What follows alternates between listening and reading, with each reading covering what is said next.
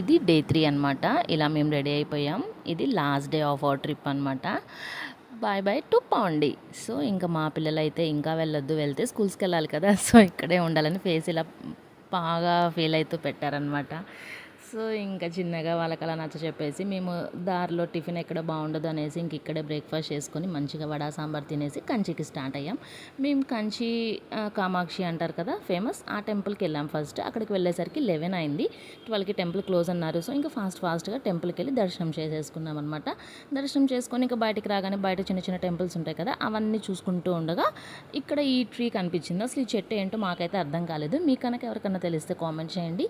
నాకు తెలియదు అనమాట. సో తెలుసుకుంటాను, అండ్ నాలాగా తెలియని వాళ్ళు తెలుసుకుంటారు. నెక్స్ట్ ఇంకా వరదరాజన్ టెంపుల్కి వెళ్దాం అనుకున్నాం. వరదరాజన్ టెంపుల్ అంటే ఏదో అనుకోవద్దు, బంగారు బల్లి అయి ఉంటాయి కదా, అదనమాట. అది క్లోజ్డ్ అన్నారు. సో ఇంక ఈ టైం గ్యాప్లో మేము షాపింగ్కి వచ్చాం. కంచికి వచ్చి షాపింగ్ చేయకుండా ఎవరు వెళ్ళరు కదా. సో ఎక్కడ చూసినా ఈ ప్రకాష్ సిల్క్స్ అని బోర్డ్స్ ఉన్నాయి.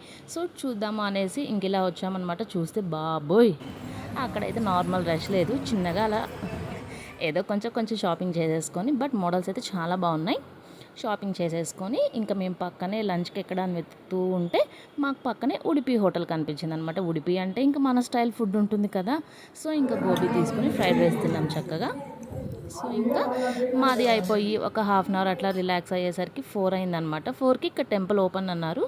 ఇంక ఈ టెంపుల్కి వచ్చేసాము. ఇక్కడికి వచ్చిన తర్వాత అసలు చూస్తే మైండ్ బ్లాక్ అయిపోయిందనమాట. చాలా హెవీ రష్. 4కి ఓపెనింగ్ అంటే 3:30 నుంచే అందరూ వెయిట్ చేస్తున్నారనమాట. ఇంకా మాకు ఇక్కడ 5:30 అయింది. ఇక్కడ దర్శనం అయ్యేసరికి ఇంకా బయటకు వచ్చాక టెంపుల్ అలో లేదు మొబైల్, సో ఇంకా లోపల క్యాప్చర్ చేయలేదు. ఇంకా బయటకు వచ్చాక చూస్తే ఇంకా చుట్టూ కోనేరు అండ్ ఒక చిన్న వెంకటేశ్వర స్వామి టెంపుల్ కూడా ఉంది. ఇంకా అవన్నీ చూసుకొని మేము రిటర్న్ స్టార్ట్ అయిపోయామన్నమాట. సో మేము రిటర్న్ స్టార్ట్ అయ్యేసరికి అరౌండ్ 6 అయిందనమాట.